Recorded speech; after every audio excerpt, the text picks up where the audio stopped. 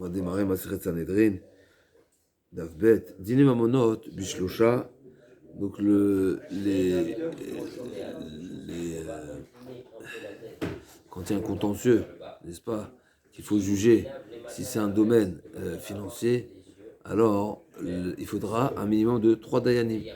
D'accord, Bishlosha. Xelot, Vachavalot, Bishlosha. La Gemara va demander dans la suite, Dîner Mamonot, a priori, ça inclut tous les échanges, toutes les réclamations qui touchent aux finances. Donc Xelot et Chavalot aussi, c'est pareil. Xelot, c'est un vol. Chavala, c'est un dommage corporel. Donc c'est la même chose, ça rentre dans Dîner Mamonot. Donc pourquoi la Mishnah, elle a fait la part des choses entre Dîner Mamonot, on ne sait pas à quoi ça fait allusion, et Xelot et Chavalot. Xelot et Chavalot, n'est-ce pas? Alors on va voir dans la Gemara, c'est pas effectivement dans Dîner Mamonot, au final, c'est pas tous les dîners mamonotes qui peuvent être jugés par le Bedin en dehors des Eretz Israël. Parce qu'il y a certains dîners mamonotes, il y a certaines réclamations qui sont d'une nature de ce qu'on appelle knas, ou bien qui ressemblent à knas. C'est pas quelque chose de fréquent. La Gemara va dire, il y a un complément à ce sujet-là dans la Gemara de Baba Kama. Et au final, en réalité, comme on va voir dans la Gemara, il y a une problématique en dehors des Eretz Israël. Une problématique, oui, c'est qu'en réalité, pour pouvoir juger, il faut être samour, il faut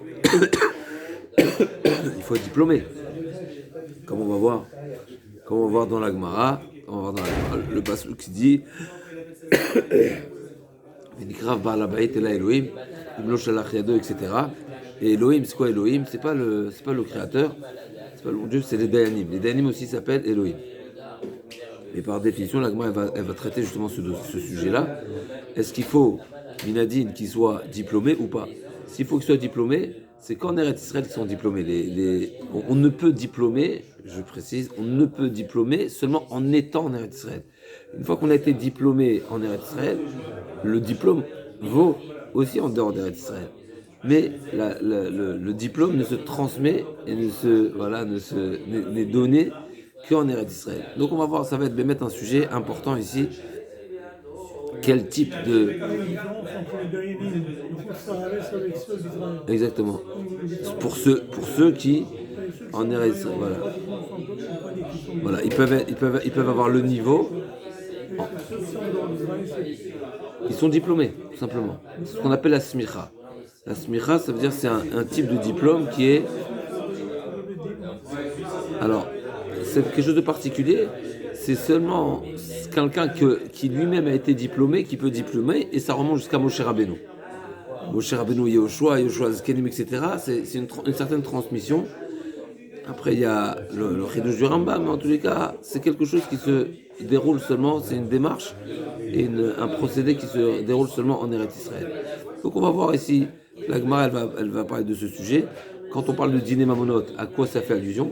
Et quand on parle de Xelot Vachavalot aussi, de quoi on parle? Parce que c'est pas toutes les Chavalot que le Bedin, en dehors d'Eretz Israël, pourra traiter. On va voir. En tous les cas, l'enseignement essentiel, c'est le nombre de Dayanim. C'est 3. C'est ça l'enseignement pour l'instant. Le reste, tout ce qu'on a dit, c'est une parenthèse que la Gemara va développer. La Gemara chez nous, la Gemara dans Achoves, dans Bava Kama et les Rishonim. Mais l'enseignement d'abord propre, c'est le nombre de Dayanim. La Mishnah va nous citer la différence qu'il y a en différents sujets, différents domaines. Dans certains domaines, 3, d'autres 5, d'autres 21, d'autres 71. C'est ce que la Gemara va citer ici. Combien d'années il faut pour chaque jugement, chaque cas, voilà, exactement. Donc, dîner mamonot bishlosha, xelot vachavalot bishlosha. Là, on parle d'une deuxième catégorie. Nezek, vachatzi nezek, tashlume kefel, tashlume arba vachamisha, bishlosha. Même les types d'amende, c'est ça en général, c'est ce qu'on appelle ça une amende. Il y a un type de redevance dans la Torah qui ne sont pas d'ordre de dédommagement, mais ils sont des amendes. Comme par exemple, Chatzi Nezek, quand la Torah n'impose seulement un dédommagement avec une remise de 50%, forcément, c'est que ça ne rentre pas dans la catégorie de dédommagement. Parce que si tu devais dédommager, tu aurais dû payer 100%. Forcément, c'est que c'est une pénalité, c'est une amende. D'accord ? ou bien Tashlume Kefel, le voleur qui doit payer double, ou le voleur qui doit payer x3 ou x4. Si la Torah a rajouté une somme, c'est forcément une pénalité, c'est forcément une amende et pas un dédommagement. Quand on paye double, c'est pas un dédommagement. Si j'ai volé 100 et je dois payer 200, forcément c'est une amende. Et donc c'est ce qu'on appelle knas. Et comme on l'a dit tout à l'heure, pour traiter des sujets qui sont knas, qui sont des pénalités, qui sont des amendes, alors là il faudra être diplômé en Eretz Israël. Mais en tout cas là aussi, à nouveau, je répète, c'est pas le sujet de la Mishnah pour l'instant, on se suffira de 3 dayanim. Aones, Faté, Amoti Shemra, Bishlosha Dver Abimeir. Pareil, celui qui a violé une fille, ou qui l'a séduit, ou bien Moti Shemra, celui qui prétend que sa femme, sa fiancée l'a trompé, Moti Shemra, Bishlosha, là aussi c'est à 3. Dver Abimeir. Vachem Omri, Moti Shemra, Besrem Bishlosha. C'est quoi Moti Shemra? C'est l'homme qui prétend que sa femme l'a trompé pendant la période des fiançailles. La période des fiançailles dans la Torah, la femme est considérée mariée. Seulement ils ne vivent pas ensemble. C'est ce qu'on appelle Aroussa. Ça lui donne un statut de femme mariée parce qu'elle a déjà reçu sa bague. Et donc si elle a une relation avec un autre homme, c'est la faute qui est une des fautes qui sont condamnées les plus sévèrement. Ce qu'il a. D'accord ? Maintenant, le mari, le lendemain du mariage, après la choupa, le lendemain, il vient prétendre au Beddin que sa femme l'a trompé, puisqu'il a remarqué qu'il n'était pas le premier à avoir la relation avec cette femme. Donc qu'est-ce qui va se passer avec cette femme? Il y a 2 cas possibles. Ou bien le mari a raison, et donc la femme va finir par être condamnée à mort, ce qu'il a, ou bien le mari a dit n'importe quoi, et donc le mari va être pénalisé. De quelle manière? Il va prendre des coups, il va prendre aussi une amende financière. D'accord? Donc ça c'est le déroulement à la charge aussi de Shemra d'Israël. Mais si c'est vrai, au contraire, au contraire, il ne pourra pas se séparer d'elle. Mais s'il s'avère que ces arguments sont justes, on va lapider la femme. La question est donc de quelle manière, avec combien de dayanim, on entame la procédure. D'après Rabbi Meir, jusqu'à preuve du contraire, jusqu'à preuve, on va dire, que la femme a trompé son mari, ça s'appelle seulement du lachon hara, parce qu'il n'a pas de preuve. D'accord? Donc c'est seulement une accusation verbale. Donc on commence à 3. Si effectivement le mari ramène des preuves, bien sûr que si. Rabbi Meir dit, tant que le dossier n'a pas avancé, ça reste un dossier de Moti Shemra, jusqu'à preuve que la femme a réellement trompé son mari. Et là c'est seulement Moti Shemra. Donc on commence à 3, parce que si il s'avère que le mari a tort, il devra payer. Donc si c'est un paiement, le Beddin va être amené à faire payer le mari. Ça s'appelle Dîner Mamonot. Donc ça, on se suffit de 3. Chaim disent non, pas du tout. Cet argument du mari pourrait amener la femme à être exécutée. Donc ça s'appelle Dîner Nefashot. Ça s'appelle un din, ça s'appelle un domaine, un dossier qui touche la vie humaine. Donc il faut 23 dayanim. Donc dès le départ, on commence avec 23 dayanim. D'accord? Donc Moti Shemra, Machloket, entre Rabbi Meir et Chachamim. D'après Rabbi Meir, on commence à 3. Et effectivement, si ensuite il y a des preuves, eh ben on poursuivra à 23. Mais on commence à 3. D'après Ramim, depuis le départ, on commence à 23. Makot, celui qui est Chayav Malkout, Bishlosha. Vous êtes où dans la Mishnah là? 5 lignes dans la Mishnah. Makot. Je vous ai dépassé. Makot. Bishlosha. Pourquoi 3? Makot, c'est quel domaine? Mais c'est pas Dîner Mamonot. Makot, c'est non. Ça touche le corps. Ah ouais. Alors d'après Tanakama, effectivement, 3.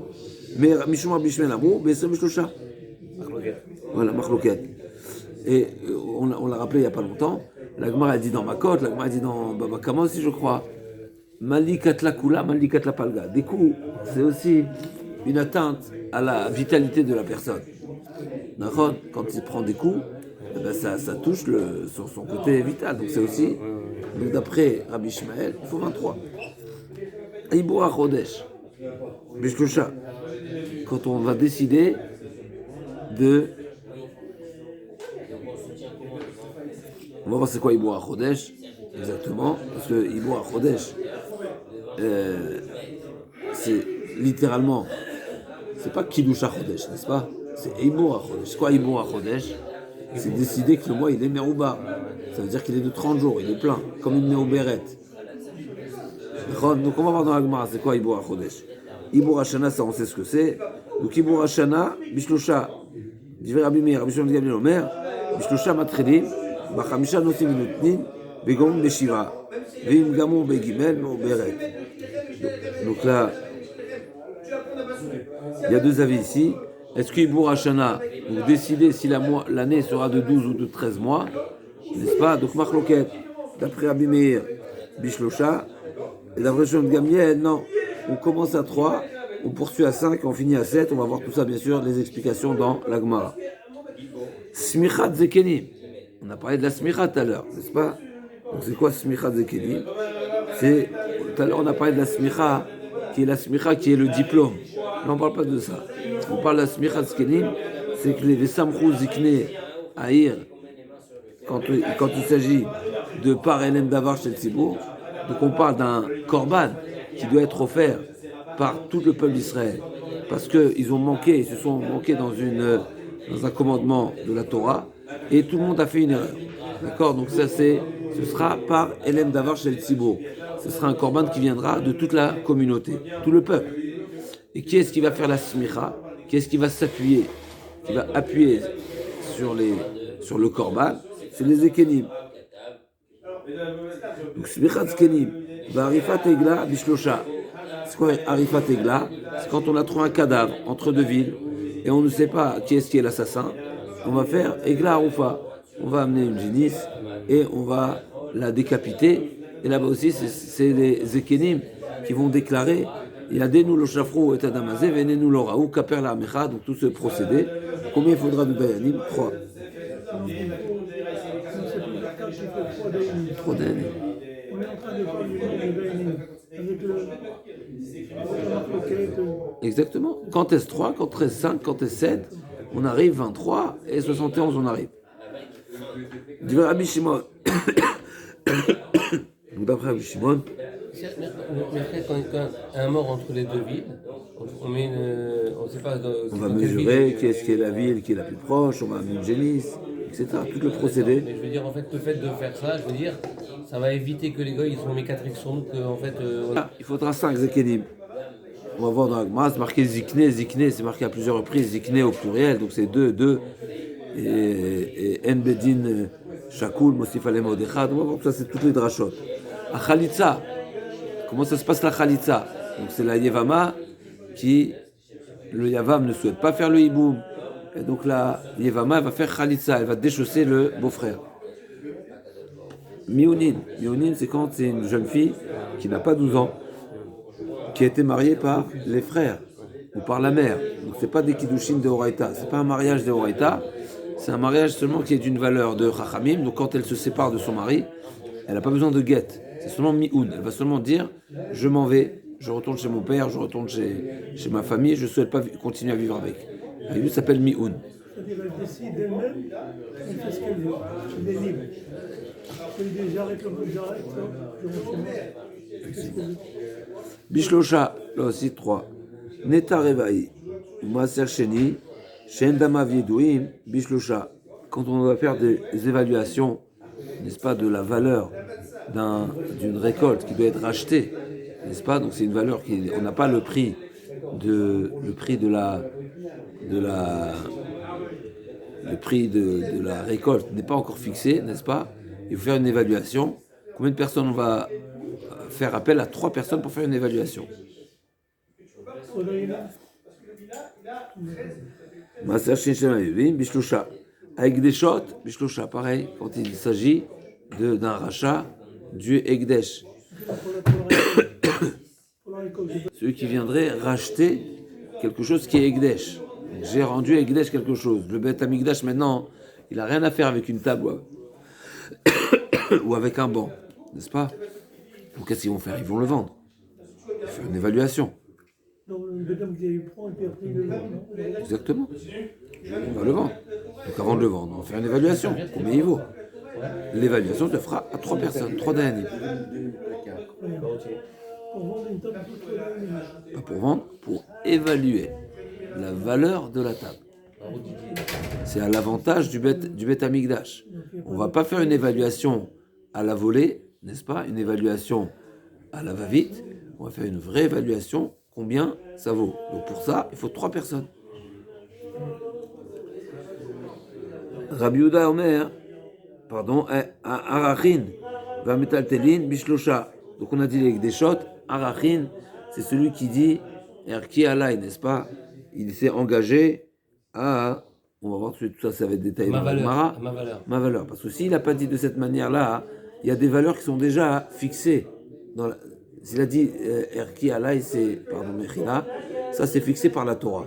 La Torah a fixé la valeur d'un homme selon son âge et selon son genre, selon l'homme ou la femme et selon l'âge. Maintenant, s'il n'a pas dit Erki, il a dit ma valeur. Ma valeur, c'est ce que je vaux sur le marché. D'accord? Donc là aussi, à nouveau, il faudra faire une évaluation. Combien de personnes il faudra pour évaluer la vraie valeur de la personne? 3 personnes. Arachin va metaltelin, bishlosha, pour faire une bonne évaluation. Rabbi Yehuda Omer, Echad Mehem Kohen. Un de ces 3 personnes-là doivent être un Kohen. Vea Karkaot. Et quand on fait une évaluation d'un bien immobilier, il faudra 9 personnes. Ve Kohen et un Kohen. Donc 10 en tout et un Kohen. Dans les 10, On arrive à 5, non? pourquoi 5? 10, dont un Kohen. On a plus le Cohen, puis Cacao, enfin non. On parle d'autre chose maintenant. Une évaluation d'un bien immobilier, il faut 10 personnes. Ah d'accord, 10 dayanim. 10 dayanim, dont un Kohen. Dont un Kohen. Comme c'est marqué dans la Torah, Ve'erichwa Kohen, c'est le Kohen qui va faire la haracha, l'évaluation. Plus un Cohen. Un des.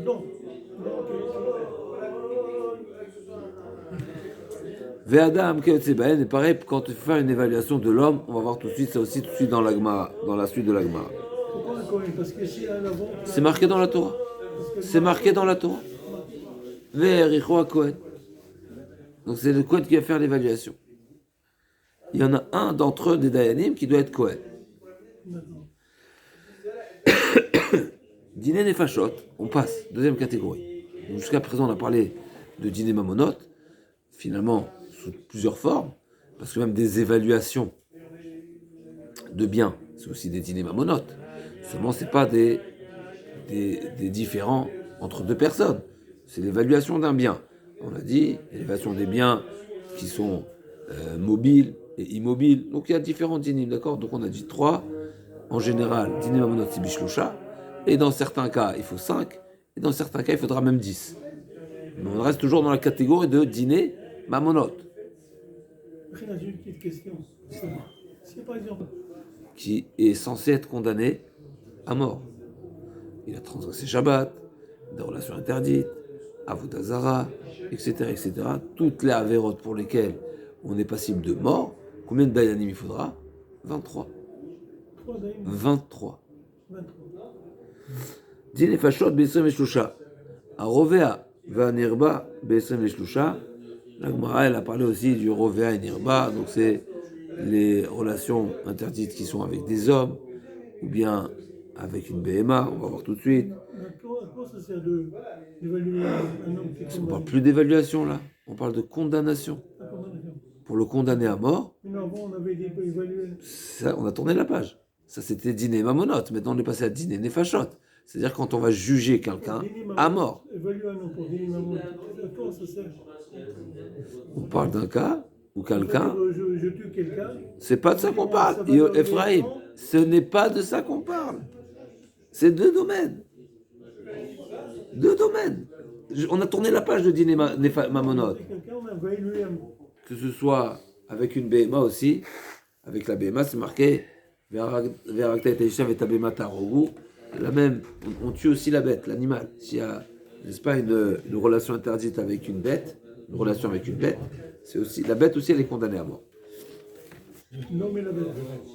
L'homme et la bête ou la femme et la bête. Okay. Donc c'est marqué chez Neymar, Ve'arakta et Taishav et Tabema. Ve'omer et Tabema Tarogu. D'accord? Donc c'est la BMA aussi, elle prendra, on appliquera le même nombre de dayanim qu'il faut pour condamner l'être humain.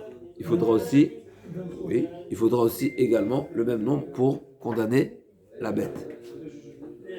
Pareil pour Shor Aniskal. Shor Aniskal, c'est le taureau qui a tué. Le taureau qui a tué, qu'est-ce qu'elle a dit la Torah? Tu vas le lapider. Combien de dayanim il faut pour amener le taureau à condamnation? 23. Pourquoi? C'est marqué Ve'wad bivalav kimtat be'alim kachmitat ashor. Il y a aussi une juxtaposition, une liaison, un lien, oui, entre la condamnation de la bête et celle de son propriétaire. Donc il faut aussi 23. Shoransei beson shlosh shenemar ashor yisakel v'gam be'alav yumat kimtat be'alim kachmitat ashor. Azeh arrive à Dov Anama Vabardez Vanachash Midam Besre Veshlosha. Dans la fin du premier pérec de Baba Kama, on a vu qu'il y a des animaux qui sont féroces, des animaux sauvages qui sont féroces, qu'il faut tuer immédiatement. Ils sont Mourad Mitrilatan. Là aussi, pareil. Quand on va les tuer, là-bas, on va voir aussi. Il y a plusieurs avis là-bas dans la Gemara. Kolakodem l'organ Zacha. Il y a plusieurs avis, on va voir dans la Gemara. Mais en tous les cas, là aussi, il faudra 23. Ça me paraît beaucoup quand même, 23. Énorme, énorme. 23, c'est très simple, on va voir dans la Gemara. Sur un escale. On va voir comment on arrive à 23. Il était moi, une escale, dont 23. On aurait dit même 3 encore. La Torah a demandé que la condamnation du taureau soit similaire à celle de la condamnation du propriétaire. Il y a un meurtre ici. On va tout parler de tout ça. Hein. Non, mais je dis, la Mishnah nous a dit le pasouk. C'est marqué c'est marqué Ashor Isakel, le taureau sera lapidé, Vegam Be'alav Yumat, et également son propriétaire. Oui, Et donc, oui, parce qu'il y a un homme. Oui, il y a un meurtre. C'est ça. D'accord? Mais la Torah a comparé la condamnation du taureau à celle de son propriétaire.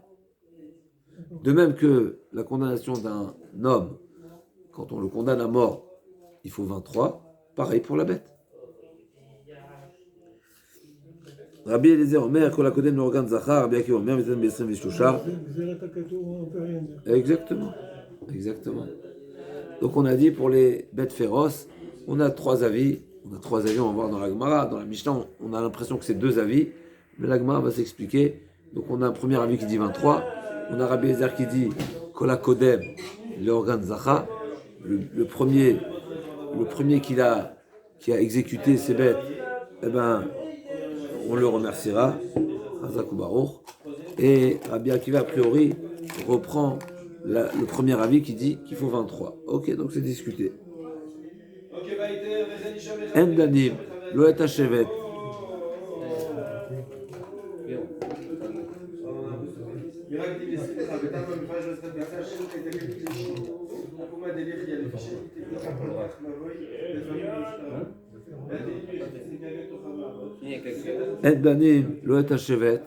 On ne pourra pas juger une tribu qui, la majorité de la tribu a été idolâtre. C'est une halakha particulière, c'est un chevet. Si c'est la majorité de la tribu, c'est déjà plus un particulier. On ne juge plus déjà un particulier, on juge une tribu. Une tribu, on ne va pas les juger à 23. D'accord? Andanim le tachevet, le navi al-sheker, dit le faux prophète, donc celui qui a dit, qui prétend être l'envoyé du bon Dieu alors que c'est rien du tout, n'est-ce pas? Le navi al-sheker, le Kohen Gadol, non plus pas le Kohen Gadol, et l'alpi bedin shel shivim ve'echad. Dans tous ces cas-là, ces 3 cas qui sont cités dans le Mishnah pour l'instant, il faudra 71 Dayanim. Ce qu'on appelle le Bedin Agadol chez Yerushalayim, le grand Bedin, quand on juge la tribu, le Kohen Gadol ou le Navi Sheker. C'est trois cas différents. La majorité d'une tribu.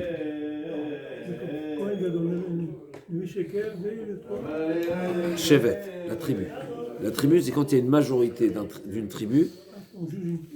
Exactement. Voilà. Qui a été idolâtre. C'est pas un jugement d'un particulier, c'est un jugement d'une tribu. On va dire que la tribu a fait de la redondance. Exactement. Ça, on a jugé 71. 71. Exactement. C'est bizarre, on amène des psukim, on amène tout, c'est bizarre.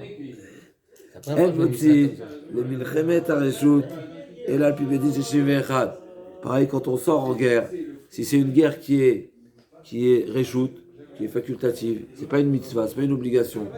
Donc ni c'est une guerre contre Amalek, ni contre les 7 nations, c'est réchoute.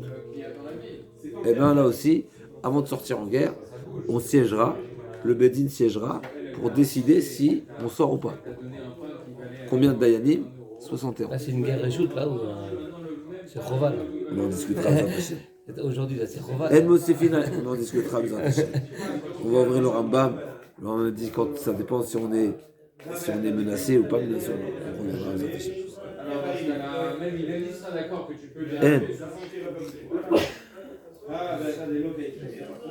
Ed Mosifin Alaïr, si on veut faire une extension de la ville, d'accord, on veut décider que Yerushalayim soit plus grand. D'accord, on a le droit. Bien sûr qu'on a le droit. Il a fait une note. Il faudra siéger. Là aussi, combien? 71. Ed Mosifin Alaïr. Donc les frontières, ils ne sont pas définies. Il y a la Zarot. C'est à ça. C'est-à-dire que nos frontières, on peut les définir nous-mêmes. Elles sont extensibles. Ah bon, j'ai pas compris.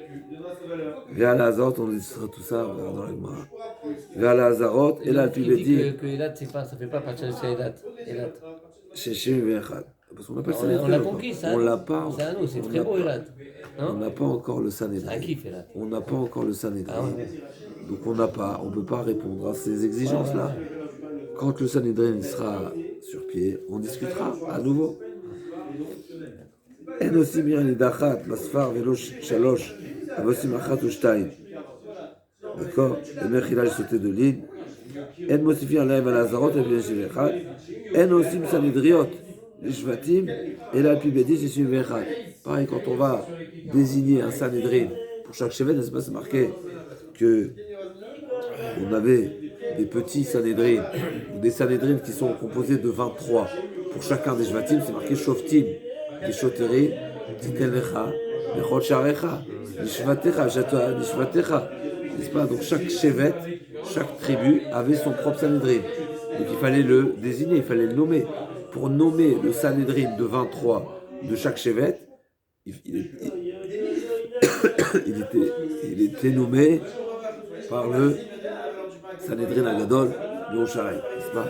Par le Koyer Aïn Lachat, pour définir qu'une ville est Frayir Aïn Lachat, et donc on va tuer tout le monde, il faut 61.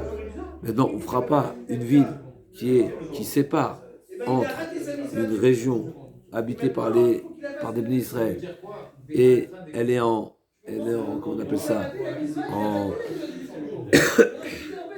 c'est en frontière avec des goïms, cette ville frontalière, on la fera pas Irani Dachat. Une halakha. On ne fait pas Irani Dachat, une ville qui est frontalière avec les goïms. Donc, en aussi Irani Dachat, Basfar, Vilo Shalosh. On n'en fera pas non plus 3 villes. On ne fait pas 3 villes de Irani Dachat. 1 ou 2, oui. Safar, c'est quoi Safar? Le mot Safar. Frontalier, pardon. Ah ouais. C'est pas une boule, une frontière? C'est pas une boule? Le grand Sanhédrin était composé de combien? Shivim Ve'echad. Ça aussi, c'est un sujet. Est-ce que c'est 71, 70? Sanhédrin Gdola était chez Shivim Ve'echad. Et Ktana, le petit Sanhédrin, comme on l'a dit pour les condamnations à mort par exemple, était composé de combien? De 23. On arrive tout, la Gemara va nous expliquer pourquoi on arrive à 23. La Mishnah déjà, comment on arrive à 23. D'où on sait que le grand Sanhédrin est composé de 71. Parce qu'Hachem il a dit à Moshe Rabbeinu, chez Neymar, Esfali, Shivim Ish, Mizikne Israël, ou Moshe Al-Gaben. Donc quand Moshe Rabbeinu a dit à Hachem, je ne suis pas en mesure de supporter tout le peuple, Hachem a dit à Moshe, pas de problème, tu vas réunir 70 hommes qui vont t'aider à supporter. C'est pas Yitro qui a donné le conseil de faire des. Non, c'est pas ça. C'est pas ça qu'on parle. Ah, c'est pas le parle. même. Non. Esfali Shivim Ish Mizikne Israël, Hachem Hashem Shotrav. Et donc, plus Moshe Rabbeinu, donc 70 plus Moshe Rabbeinu, ça fait 71. Rabbi Yehuda il dit non. Rabbi Yehuda il dit Shivim. Rabbi Yehuda n'est pas d'accord. Il dit il y avait 70 en tout. C'est avec Moshe Rabbeinu. On va voir dans la Gemara. Minaïn Iktana, et d'où on sait que le petit Bedin est composé de 23. Il arrive tout de suite, c'est Neymar. Veshavtu Aeda, Vitzilu Aeda. C'est marqué dans la Torah. Veshavtu Aeda, c'est-à-dire que l'assemblée va juger, c'est-à-dire va condamner. Et dans un autre passage, c'est marqué Vitzilu Aeda, c'est-à-dire qu'il y aura aussi une Aeda qui va défendre. Et on sait que par définition, la Aeda égale 10. D'où on sait Admatal Aeda Araazot. Les Meraglim qui étaient composés de 12, n'est-ce pas? Il y a 12 Meraglim. On retire Yehoshua et Caleb, il reste Des 12. on retire 2. J'ai combien au début? 12. 12 plus moins 12. 10. On apprend aussi quand Abraham Avinu il a discuté avec Hachem sur Sodome et Gomorrhe. Il a prié jusqu'à qu'il y avait 9, et après 10, après il a arrêté. C'est pas marqué là-bas. De là-bas on n'a Pas pas marqué Aïda là-bas. on n'a pas marqué Aïda, mais Là, on Aïda parle de Aïda. c'est 10 minimum. D'où on sait Admatai Aïda Arazot. Moi j'avais entendu ça aussi. Hein. Admatai Aïda Arazot. Donc on sait que la Torah l'a dit Veshaftu Aïda. Donc il y aura une Aïda, donc un groupe de 10 qui va condamner. Veitzilu Aïda, il y a un groupe de 10 qui va défendre. Donc si on a 10 contre 10, qu'est-ce qu'on fait maintenant? Il ne sera pas condamnable. En tout cas, on a déjà 20. On a déjà 20. Rakshnia. On a déjà 20. Donc pour condamner, pour dispenser, forcément on est obligé d'avoir au moins 21. Puisque c'est un minimum de 10 contre 10. Pour pouvoir condamner ou défendre, il faut un rov. Il faut une majorité. Donc forcément 21. Mais la Torah dit une autre précision, une autre exigence, c'est que la manière de condamner et la manière de défendre n'est pas pareille. C'est-à-dire, la majorité qui est le nombre qui est nécessaire pour condamner n'est pas égal au nombre nécessaire pour exempter. C'est-à-dire, la Mishnah va dire comme ça, maintenant il y a une autre rachat. On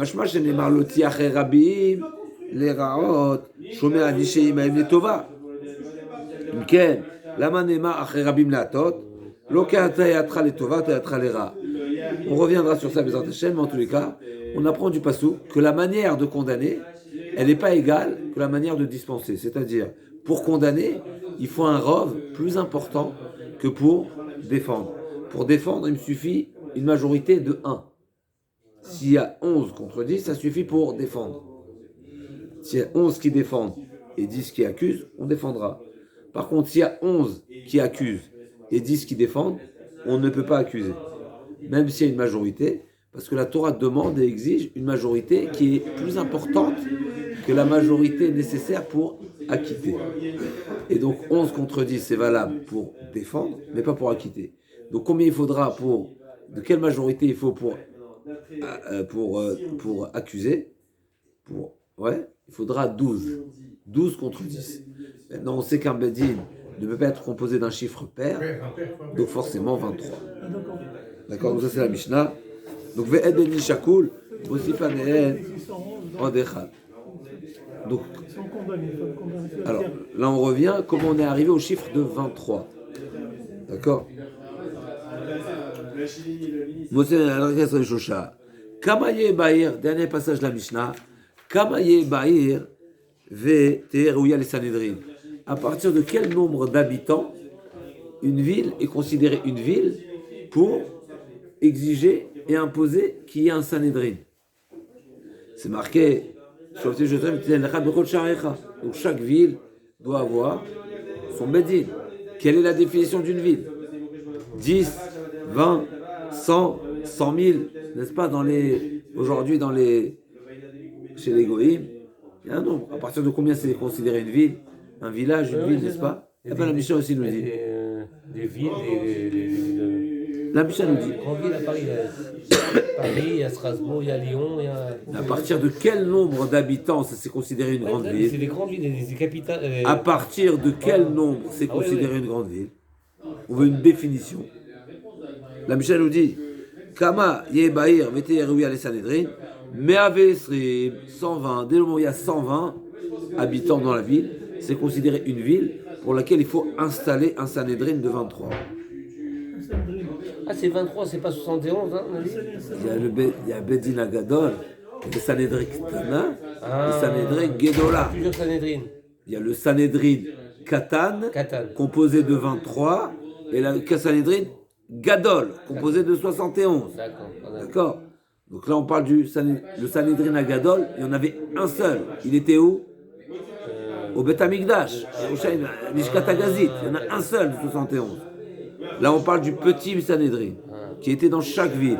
Donc, il faut combien d'habitants dans une ville pour que la ville soit de devoir d'installer un Sanhédrin? 120. Comment on est arrivé à 120? La Mishnah nous dit... 120 personnes et Sanhédrin 71, c'est presque... On a donné le Sanhédrin Katan, le petit nombre de Sanhédrin. Sanhédrin Gadol, il y en a un seul à Yerushalayim. C'est pas de ça qu'on parle. On parle du Sanhédrin de 23. Donc dans chaque ville, il faut un Sanhédrin Katan. Mais il faut définir qu'est-ce qu'une ville. D'accord? Donc la Mishnah nous dit 120. D'où il vient ce chiffre-là? On va voir dans la Gemara comment on arrive à ce chiffre-là. La Mishnah nous dit une explication. Rabbi Nechemia Omer, Matay Moshloshim, 230. Keneged, Saré Asarot. C'est parallèle au nombre de Saré Asarot. Il y avait des Sarim qui étaient Asarot. On arrive à 230, en quoi, quel rapport avec Saré Asarot? C'est Gamatria? C'est 10 fois 23. Saré Asarot 10 fois 23. Ça veut dire que chacun des Bedin, chacun des Dayanim, est censé être d'une valeur au moins de Saré Asarot. Non, 23 x 10. 23 x 10. Mordechai, simple. Simple. Chacun des Dayanim, des 23 Dayanim, il doit être représentatif d'un minyan. Saré Asarot, c'est la plus petite, on va dire, Srara, la plus petite nomination, on va dire, la plus petite valeur de statut de Rav, de Dayan, c'était des Saré Asarot. Donc par définition, des princes de 10. Voilà. Donc par définition, un Bedin, si tu veux imposer un Bedin, il faut que ce soit des Bedin qui sont sur au moins 10 personnes, qui président. Peut-être que le mot Saré, ça vient du mot Esré. Ah non?